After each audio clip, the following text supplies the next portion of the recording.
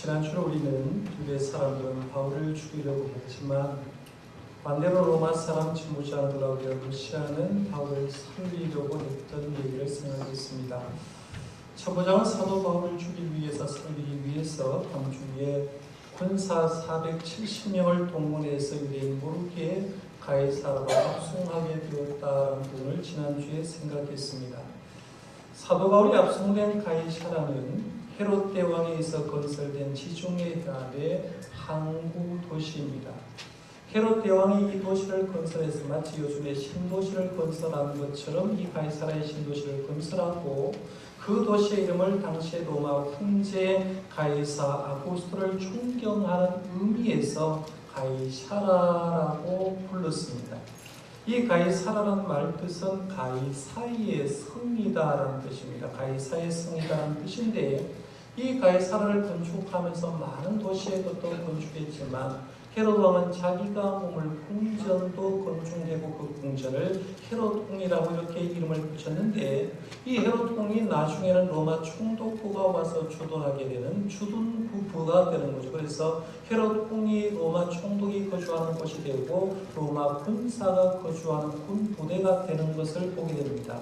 그러면 제가 이 말씀드리면 지난주 말씀드렸던 35절 말씀 한번 보십시오. 23장 35절 마지막에 보면 헤롯 궁의 그를 지키라 명하니라 라고 하는데 이해가 갈 겁니다. 헤롯 대왕이 자기를 위해서 궁을 건축했지만 나중에는 로마 총독이 거기 거주하게 되고 로마의 군인들이 거주하게 되는 그것을 얘기하는데요. 헤롯 궁은 로마 총독부라고 볼 수가 있습니다. 이 사도 바울은 가이사라에 도착해서 3번에 걸쳐서 재판을 받게 되는데 오늘 본 말씀에 첫 번째 재판을 받습니다. 재판장이 총독 벨릭스죠. 그래서 벨릭스 총독에게 재판을 받는 내용이 24장에 나오고요. 그 다음에 25장으로 넘어가면 벨릭스의 후임이었던 베스도 총독에게 2번에 걸쳐서 재판을 받게 됩니다. 그리고 26장에 가면 아그리빠 왕에게 3번 재판받습니다. 지금도 우리가 재판을 받으면 지방법원, 고등법원, 대법원에 이렇게 3번이나 재판받는 것처럼 마치 그렇게 재판받는 것처럼 3번에 걸쳐서 이렇게 재판받는데요. 사실은 지금부터 계속해서 재판 내용을 생각하려고 하는데 별 기분 좋지 않죠. 재판을 생각해야 되니까요. 그러나 재판받는 내용 속에도 하나님이 여러분에게 들려주는 음성을 들을 수 있기를 바랍니다. 분명히 여기도 하나님의 음성이 들어있다는 거예요. 자, 그러면 재판 기록에 대해서 한번 생각해 보려고 하는데 1절 말씀 한번 보십시오. 1절에 보면 닷새 후에 대제사장 아나니아가 어떤 장로들과 한 변호사 더둘로와 함께 내려와서 총독 앞에서 바울을 고발하리라 라고 했는데요. 이 바울이 재판을 받는 그 장소에 있었던 사람 면면을 좀 생각해 보려고 하는데 먼저 사도 바울을 고발하는 고소인이 있었어요. 이 고소인은 대제사장 아나니아가 고소를 하고 함께 장로들이 내려왔다고 얘기하는데요. 이 장로는 그냥 여러 사람이 왔으니까 넘어가고 대제사장 아나니아만 한번 생각해 보려고 합니다. 당시의 대제사장은 유대 민족의 대표입니다. 정신적으로, 영적으로, 정치적으로 대표가 되는 사람이 대제사장인데 이 대제사장이 있어야 될 삶의 자리 어디냐면 예루살렘 성전입니다. 목회자는 교회가 삶의 자리고요. 대제사장은 성전이 삶의 자리인데 지금 예루살렘에 있어야 될 대제사장이 어디까지 내려온 거예요? 가이사라까지 내려온 거예요. 가이사라까지 내려왔는데 이 가이사라에 지금 누가 있느냐 하면 로마 사람들, 이방 사람이 있는 거예요. 이방 사람이 와 있는데 여기까지 내려왔다라는 것을 보면 뭔가 잘못해도 크게 잘못되었다고 볼 수가 있죠. 왜 대제사장 아나니아가 예루살렘을 떠나고 성전을 떠나서 가이사라까지 왔느냐라고 묻으면 한마디로 말해서 사도 바울 죽이려고, 사도 바울 재판에서 죽이려고 온 거예요. 그러니까 이 대제사장 아나니아는 지난번에 생각했습니다만 아주 못된 사람이라고 볼 수 있습니다. 그리고 두 번째 등장인물이 변호사가 등장하죠. 오늘 본 말씀에 보면 변호사 더둘로와 함께 내려왔다라고 하는데요. 대제사장 아나니아를 변호할 사람입니다. 사람이 누구를 변호하느냐 굉장히 중요한데요. 대제사장은 당시에 정신적으로, 영적으로, 정치적으로 유대 민족의 대표자 되는 사람입니다. 그렇게 똑똑한 사람이라는 거예요. 그 똑똑한 사람을 변호할 사람이 더돌로라고 생각하면 이 더돌로가 얼마나 똑똑했는가를 볼 수가 있죠. 보통 사람 같은 변호를 못하는데 더돌로는 굉장히 똑똑한 사람이었던 걸 봅니다. 명석한 머리를 가졌고요. 폭넓은 학식을 가졌고 상당히 높은 지위를 가진 사람이 이제 변호를 하는데 요즘 말로 하면 이 더돌로는 국제 변호사였다고 볼 수가 있죠. 유대법도 잘 알아야 되고 로마법도 잘 알아야 됩니다. 유대나라 말도 잘해야 되고 로마 말도 잘해야 됩니다. 그러니까 굉장히 능통한 사람으로 변호를 하는데 문제는 더돌로가 누구 편에서 변호하느냐는 거예요. 여기 변호사도 인권 변호사 있잖아요. 억눌린 사람을 변호한 사람은 사실은 존경합니다. 그런데 기득권 세력에 붙어서 기득권 세력을 잘 살려고 하는 그런 변호사는 지금도 인정받지 못하는데 더들로는 대제사장 아나니아를 변호했기 때문에 별로 좋은 사람이 아닌 것을 보게 됩니다. 그 다음에 그 재판, 사도 바울이 재판을 받는데 재판을 책임지고 있는 재판장이 누구냐면 총독 벨리스입니다. 본명은 안토니우스 벨리스인데요. 제가 총독 벨리스에 대해서 조금 더 구체적으로 여러 가지를 얘기를 하려고 하는데요. 로마 역사가 타키투스는 이 벨리스에 대해서 이렇게 얘기했습니다. 그는 노예의 정신으로 왕의 특권을 행사한 사람이었다.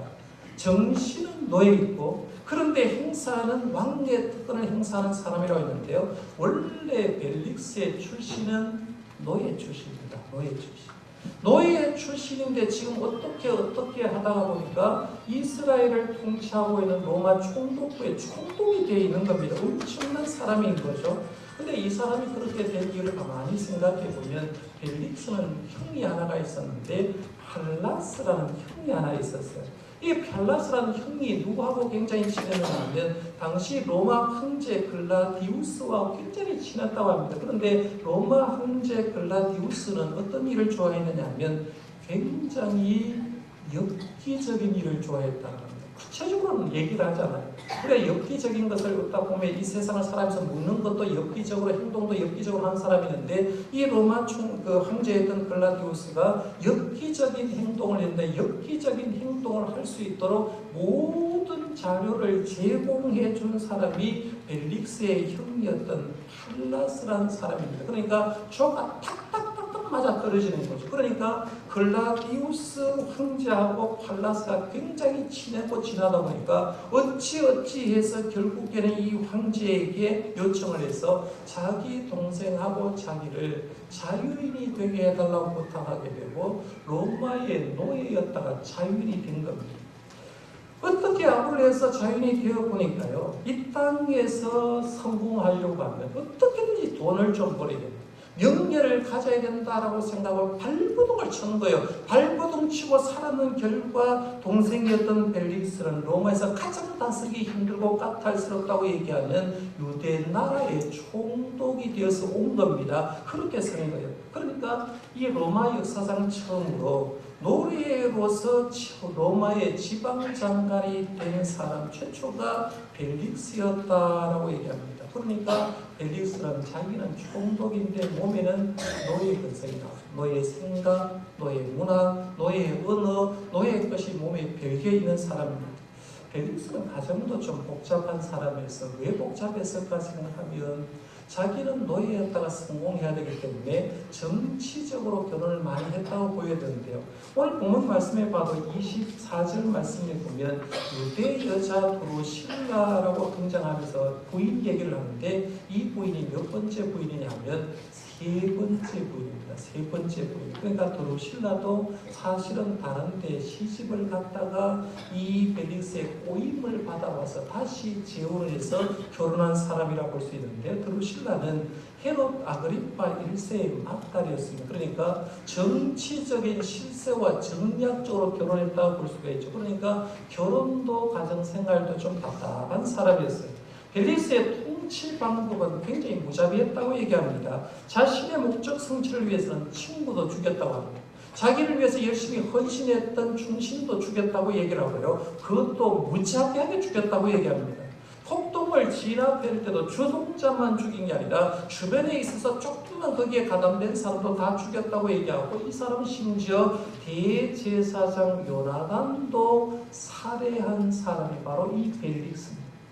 그 사람이 지금 현재 가이사라에 와가지고 유대나라 총독이 되어 있는데, 얼마 전까지만 해도 사마리아 총독으로 2년 정도 부임했고요. 지금 현재 오늘 본문 말씀을 기점으로 보면 유대나라 총독이 된 지 5년째가 되고, 앞으로 2년 더 통치를 하기 때문에 총 7년간 유대나라의 통치를 하니까요. 사마리아와 유대나라 통치 기간을 얘기하면 총 9년 정도 통치한 사람이 벨릭스입니다. 그런데 이 벨릭스가 나중에 보니까 업무를 잘 수행하지 못해서 결국 로마로 소환되었고 사형될 뻔했는데, 로마 황제가 자기 형 할라스가 얘기를 해서 살려주었다는 그런 기록이 남아있습니다. 자, 다시 한번 돌아가 봅니다. 사도 바울이 재판을 받으러 와 있습니다. 사도 바울을 고소하는 사람은 누구라고 했어요? 대제사장 아나니아라고 했고, 사도 바울을 변호하는 사람은 누가 했죠? 똑똑했던 더둘러입니다. 그 다음에 거기에 있는 재판장 자리에 앉아있는 사람이 총독 벨릭스인데, 그럼 잘 생각해 보십시오. 한 사람 한 사람 면면을 생각해 보면 여기에 공정한 재판이 이루어질 수 있겠습니까? 없겠습니까? 아예 공정한 재판을 기대를 못하는 거죠. 예를 들면 차를 운전하는 사람이 술에 취해 있습니다. 거기 옆에 타고 있는 사람도 술에 취해 있습니다. 한 사람도 제정신인 사람 없어요. 그러면 그 차가 빠르게 갈 리가 없다는 거죠. 문제가 생길 수밖에 없는데, 그 법정에 누가 있느냐 하면 지금 사도 바울이 와서 재판을 받고 있는 거예요. 말이 안 되는 얘기지만 계속해서 이제 재판 내용을 좀 생각해 보려고 하는데요. 2절에서 4절 말씀은 더둘러가 이제 변호사로서 벨릭스 가카에게, 이제 총독에게 아첨하는 말을 하는데 이렇게 말하잖아요. 벨릭스 가카이어라고 했어요. 그렇죠? 3절 말씀에 보면 벨릭스 가카이어, 가카하면 생각나는 게 뭐 있습니까, 여러분? 5060 대통령을 보고 대통령 가카 이렇게 했잖아요. 그러면 대통령이 웃고 이렇게 했지 않습니까? 이렇게 대접을 했는데, 지금 재판장에서 자리를 하고 있는데 재판을 받으면서 변호사가 하는 말이 벨릭스 가카요라고 얘기하고 있다는 거죠. 아첨하는 말을 하는 거예요. 그러면서 당신 때문에 나라가 태평해졌고 당신 때문에 이 나라가 많이 개선되었습니다라고 얘기를 하는데요. 여러분이 아첨하는 말 뒤에는 뭔가 저희가 있습니다.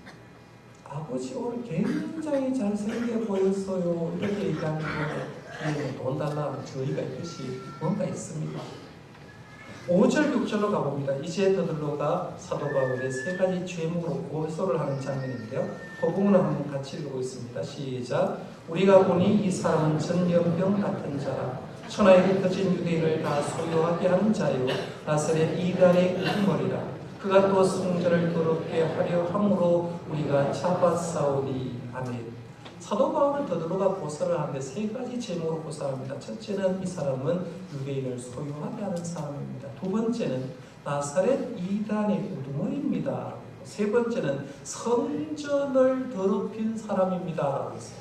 사도 바울을 고소를 하면서 세 가지 제목으로 고소를 했는데 한번 보십시오. 유대인을 소유하게 하는 사람입니다 라고 했고, 나사렛 이단의 우두머리라고 얘기했고, 성전을 더럽히는 자라고 얘기하는데, 총독 벨릭스에서 딱 걸리는 거는 뭘까요? 첫 번째죠. 유대인을 소유하게 된다. 소유하게 되면 나라가 시끄러워지고, 시끄러우면 그 책임이 자기한테 오니까 첫 번째가 걸렸어요. 이스라엘 사람, 유대 사람 편에서 걸린 건 성전을 더럽힌 자일 거예요. 성전 중심으로 살았기 때문에 성전을 더럽힌 건데요. 저는 이 말씀 보면서 오늘 말씀 5절, 6절 말씀에 눈에 띄는 한 단어, 한 문단이 있었는데 제 눈에는 이게 보였습니다.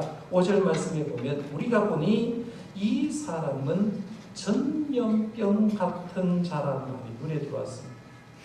성경에서 전염병 얘기를 하면 대체적으로 패스트를 얘기합니다. 흑사병을 얘기를 합니다. 역사가들은 이 흑사병으로 해서 수억의 세계 사람들이 죽었고 흑사병 때문에 역사가 바뀌었다라고 얘기할 정도로 이 흑사병은 굉장히 무서운 전염병 패스트인데요. 사도 바울들은 지금 이 변호사 더들러가 하는 말이 저 사람은 전염병 같은 사람입니다 라고 얘기하는 거죠. 그 말 속에는 저 사람은 굉장히 무서운 사람, 저 사람 옆에 가면 전염률이 굉장히 높습니다. 이 말은 사실은 사실이었습니다. 왜냐하면 더들러는 지금 부정적인 얘기를 하는 거죠. 부정적으로 이 사람은 전염병 같은 사람이라서 이 사람 옆에 가면 굉장히 무섭고 이 사람 옆에 가면 전염률이 높다고 하는데요. 우리가 복음의 관점에서 하나님의 나라 관점에서 이 말씀 한번 보시라는 거예요. 얼마나 좋은 말인지 모릅니다. 사도 바울 옆에 가면 복음이 전염된다. 여러분 옆에 어떤 사람 왔을 때 복음 전염시킬 수 있는 능력이 있습니까? 쉽지 않은 얘기죠.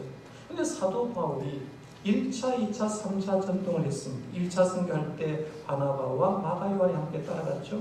2차 선교를 하면서 실라와 디모데 그리고 의사였던 누가가 함께 갔고 3차 전도할 때 누가와 디모데가 함께 동역했는데 가만히 한번 생각해 보면 사도 바울이 1차, 2차, 3차 전도하는 가는 데마다 하나님 나라 확장합니다.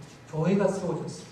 예수 안 믿는 사람이 예수 믿었어요. 그 지역에 악한 영들이 물러갔던 걸 보게 돼요. 그러니까 사도 바울이 가는 곳곳마다 복음을 전염시키는데 놀라운 역사가 일어나는 거예요. 저는 이 말씀 보면서 이렇게 생각해 봤습니다. 오히려 지금 우리가 살아가는 이 시대에 우리가 복음을 전염시키는 사도 바울 같은 사람이 되어야 된다. 이런 생각해 봐요. 왜냐하면 지금 우리나라 땅에 예수 믿는 사람도 많지만 아직도 예수 안 믿는 사람이 80% 정도는 예수를 안 믿지 않습니다.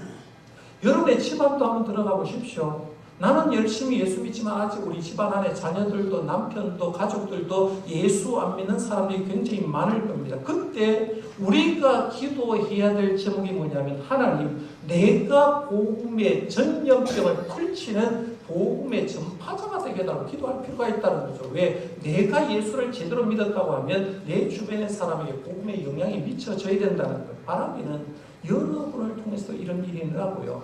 우리 교회를 통해서, 우리 교회가 지원한 선교사님을 통해서, 우리 교회가 해외에 지금 35개 예배당을 건축하고 공헌했는데 35개 예배당을 통해서 복음이 전염되기를 바랍니다. 이런 역사가 일어나야 되는 거예요. 그래서 오늘 본 말씀에 보면 그렇게 쭉 얘기를 하는데 6절 말씀 끝에 보면 이렇게 말합니다. 6절 하반절부터 8절 상반절이 없다라고 하면서 갈로를 매겨놓은 게 있어요. 여러분 성경 한번 보십시오. 여러분 성경에 6절 끝에 6절 하반절 그리고 8절 사반절이 없다고 하고 가만히 보니까 7절도 없죠. 그렇죠? 그런 표기가 되어 있죠. 거기에 1이라고 써놨을 겁니다. 그렇죠? 그러면 1이 내려가서 난하주에 보면 1이라고 써놓은 게 있고 1이라고 써놓은 것의 부분을 설명하는데 제가 이렇게 말하는데 1이 없고 난하의 주에 설명이 없는 성경책을 가지고 있는 분 있죠? 제가 지난번에 말씀드려서 가감하게 좀 성경 바꾸시라고 제가 말씀드렸어요. 왜냐하면 우리가 가진 지금 성경에 사본이 다른 사본에 있는 게 있다는 거죠. 그 다음 그 부분만 한번 보겠습니다. 자, 읽어볼까요? 여러분이 가진 성경이 그렇다고 하면 읽어봅니다. 어떤 사본에는 24절, 6절 하반절과 8절 상반절 다음에 내용이 더 있다. 그래서 우리는 율법대로 재판하려고 했으나 천부장 무시아가 와서 그를 우리 손에서 강제로 빼앗아 갔나이다. 그리고는 그를 고발하는 사람들에게 각각에 가라고 명하였나이다. 이 부분을 좀 읽으면 말씀이 쉽게 좀 연결이 잘 되죠. 그래서 이 더들로가 사도 바울을 고소를 했습니다. 더들로가 고사를 하자 사도 바울은 이제 자기 자신을 변론을 하게 되는데 변론 내용이 10절에서 13절 말씀 나옵니다. 이 부분도 한번 같이 읽어봅니다. 시작. 총독이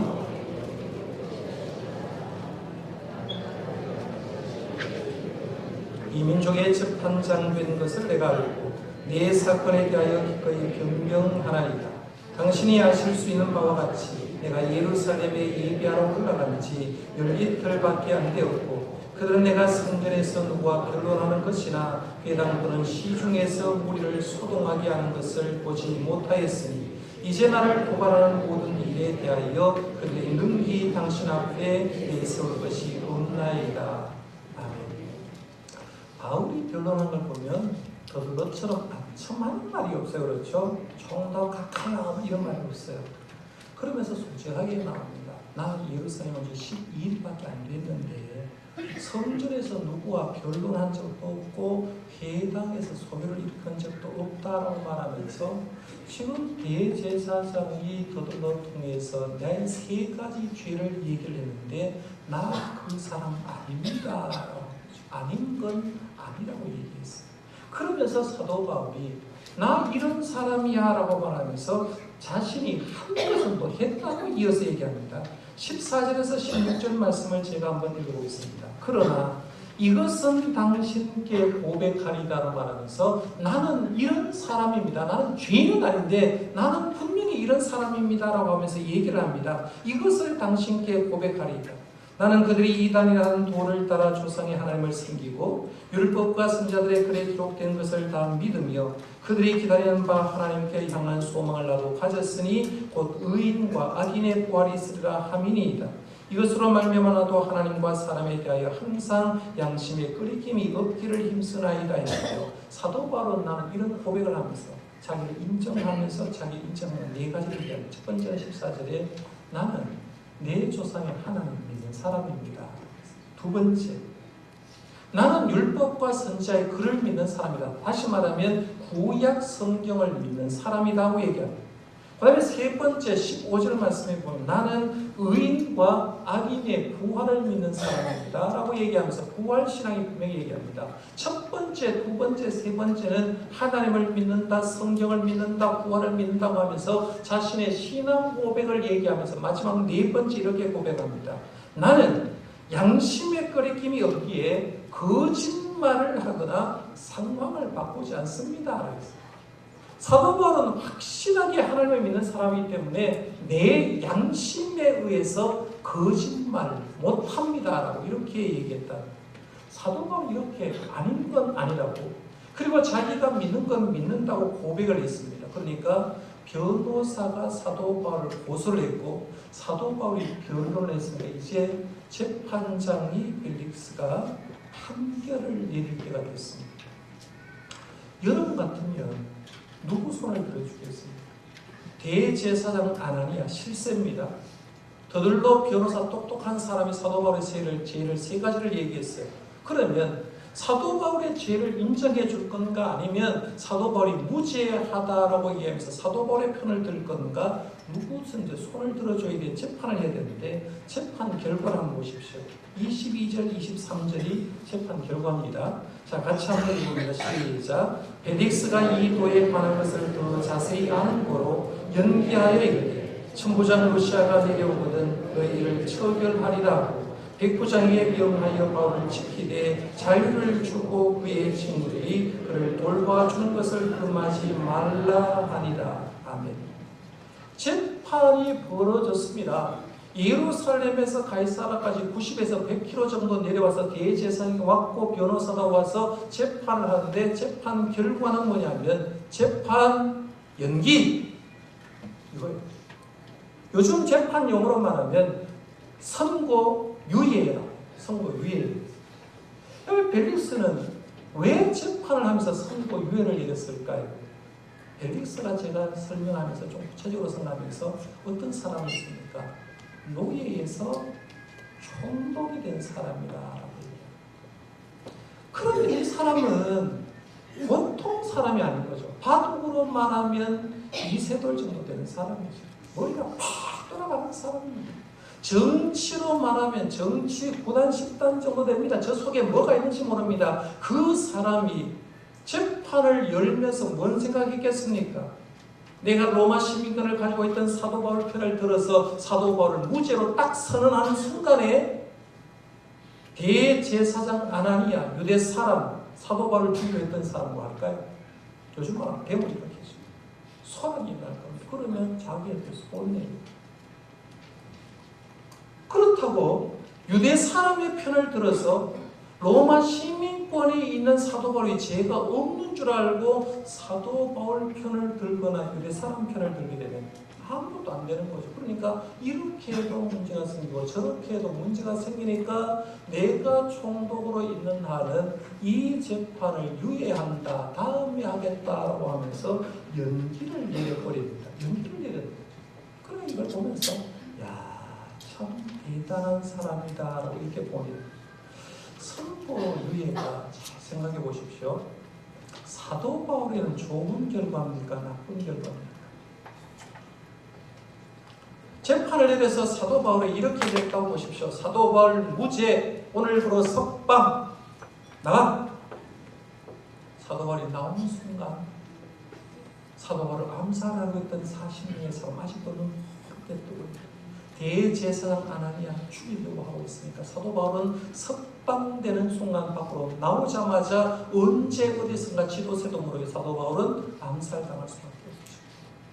우리 생각에는 석방되는 게 좋을 거라고 생각했는데 석방된다고 좋은 게 없다는 거죠. 왜냐하면 이미 사도 바울은 자기가 예루살렘에서 환상을 봤어요. 예수님이 가르쳤습니다. 너는 죽지 않고 로마에 가서 복음 증거할 거다 확신해 가지고 있습니다. 그러니까 석방을 한 자인데 석방해 주지 않고 선고 유예를 내리고 재판을 연기하는 게 사도 바울에는 나쁜 게 아니라는 거죠.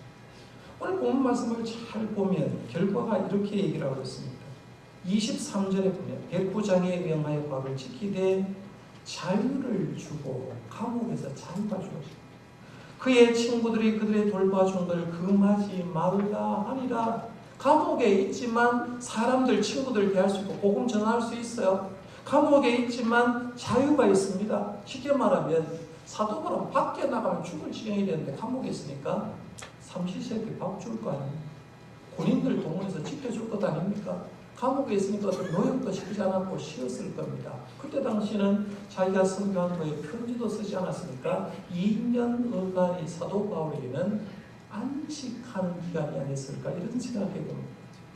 목회자들은 6년 동안 교회를 섬기고 7년째 되는 날 영적 재충전을 위해서 안식년 제도가 있거든요. 그러니까 1년을 쉬든지 1, 2개월을 쉬든지 몇 달을 쉬든지 쉬면서 재충전하는데 사도 바울은 지금까지 다메섹 도상에서 예수님 만나고 1차, 2차, 3차 등을 하면서 공식적으로 쉬어본 적이 없는 사람입니다.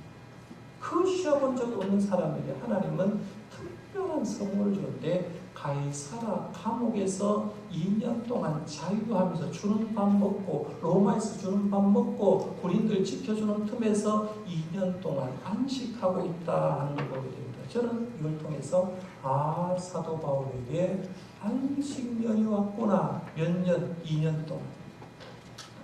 이걸 통해서 우리가 알 수 있는 건 이런 겁니다.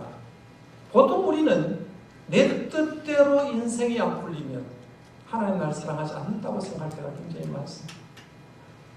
감옥과 같은 환경이 되면 거기가 나가 힘들어서 견딜 수 없고 하나님 계시지 않다고 생각할 때가 많습니다. 그러나 영적인 눈으로 보면 내 인생이 잘 풀리지 않을 때 감옥과 같은 환경이 영적인 눈으로 봤을 때 하나님의 특별한 선물일 수가 있다.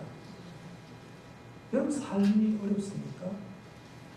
경제가 힘듭니까? 건강 때문에 때로 힘들어서 견딜 수 없을 때가 있습니까?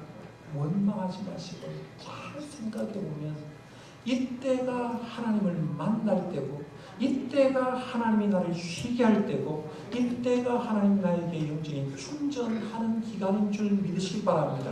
그것 때문에 더 깊게 하나님을 믿는 거예요.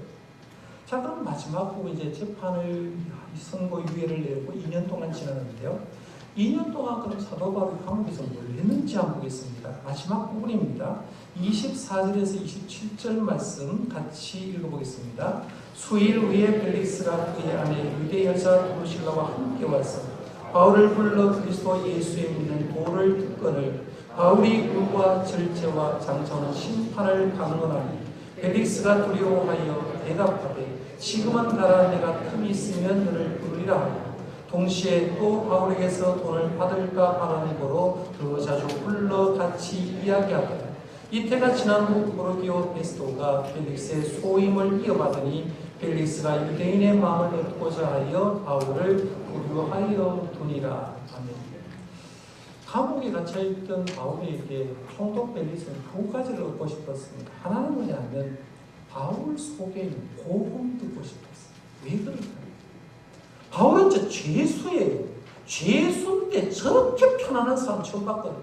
죄수인데 저렇게 당당한 사람 처음 봤거든요. 그러니까 너 속에 들어있는 복음, 너 속에 들어있는 예수님 도대체 뭐냐? 그거 한번 듣고 싶다라고 해서 사도 바울이 부릅니다. 불러서 믿을만 하면 영접하지 못하고 다음 기회에 가서 또 연기를 시켰어요. 또 하나 사도 바울에게 얻고 싶었던 건 뭐냐면 바울에게 돈을 좀 얻고 싶었다라고 얘기합니다. 오늘 말씀 한번 보십시오. 26절이죠. 동시에 바울에게서 돈을 받을까 바라는 거로 더 자주 불러 같이 이야기하더라. 바울은 죄수 아닙니까? 그죠? 죄수가 뭔 돈이 있습니까? 그런데 로마 총독은 지금 바울에게 뭘 바라냐면 저 사람 주면 돈 기대하는 이해갑니까? 이해가 안 가는 분은 말씀 한 구절만 17절로 가보십시오. 17절. 사도 바울이 변론하는 내용 가운데 총독이 이런 말을 했습니다. 17절. 여러 해 만에 내가 내 민족을 구제할 것과 재물을 가지고 와서 요구합니다. 사도 바울은 3차 전쟁하면서 마게도냐에서 예루살렘 교회가 힘들다는 걸 알고 구제 행동을 엄청나게 모두와서 장로님들과 함께 예루살렘에서 퍼뜨렸어요. 소문이 났을까요? 안 났을까요? 저 사도 바울이 유럽에 있는 교회들에게 구제 헌금을 엄청나게 가져서 예루살렘을 살렸다라고 얘기하니까 로마 총독 벨릭스의 생각에는 저 사도 바울 생긴 거는 뭐처럼 보여도 죄수처럼 보이고 저래도 저 사람은 지금 뭔 능력이 있냐면 교회들에게 말만 하면 돈을 동원할 능력이 있다고 생각해요. 그래서 사도 바울 만나서 언제 저놈이 돈 주나 이것만 기다렸다라고 얘기를 합니다. 결과는 벨릭스는 복음도 영접하지 못했고 돈도 받지 못했습니다. 저는 이 벨릭스를 보면서 한 사람 생각났습니다. 마태복음 19장에 보면 부자 청년 생각났습니다. 부자 청년이 영생을 얻으려고 예수님을 찾아와서 얘기했는데 예수님은 네 가진 것 가지고 팔아서 주고 나를 따르라고 했을 때 돈, 영생 때문에 갈등하다가 결국에는 얻지 못하고 삶이 끝나거든요. 오늘 우리는 어떠냐? 예수 믿는 사람, 예수 안 믿는 사람 다 좋아하는 것 돈입니다. 그렇죠? 물질. 예수 믿는 사람도 돈 좋고 예수 좋습니다. 특별히 믿음이 없으면 없을수록 예수님과 물질 가운데 먼저 뭐 갖고 싶습니까? 라고 물으면 믿음이 없을수록 바라는 건 돈 갖기를. 돈 열심히 한번 벌어서 써보고 예수는 죽기 전에 2, 3일 전에 믿어가지고 깨고 할 때 지금 이렇게 생각하잖아요. 우리들도 복음, 돈 가운데 갈등하고 있다. 이거 얻을까 저거 얻을까 하다가 자칫 잘못하면 아무것도 얻지 못한 채 인생이 끝나버리는 순간. 예수님은 갈등하는 사람에게 이렇게 말씀하셨죠. 똑똑히 들으십시오. 누가복음 16장 13절. 너희는 하나님과 재물을 겸하여 섬길 수 없느니라. 주님의 말씀입니다. 그럼 바울처럼 감옥에 갇혀있지만 예수님 때문에 담대하고 감옥에 갇혀있지만 남들이 봤을 때 부러워하는 그런 믿음 생활할 수 있는 저와 여러분들 되시기를 바랍니다. 기도하겠습니다. 하나님 아버지 은혜를 감사합니다. 우리의 삶의 환경과 2000년 전 가이사라의 감옥의 환경이 다르지만 어쩌면 우리가 예수를 믿고 따르는